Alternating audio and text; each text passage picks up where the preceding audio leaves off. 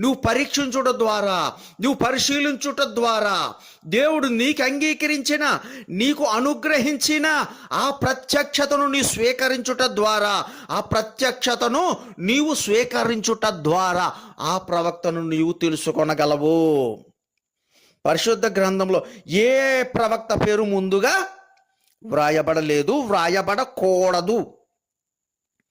ఆ ప్రవక్తకు సంబంధించినటువంటి ప్రవచనాలు, సూచనలు అవి మాత్రమే వ్రాయబడతాయి. అరణ్యములో కేక వేయువాని శబ్దము ఎక్కడ ఉంటుంది? అది యెషయా గ్రంథంలో ఉంటుంది. అరణ్యములో కేక వేయువాని శబ్దము అంటే ఎవరైనా?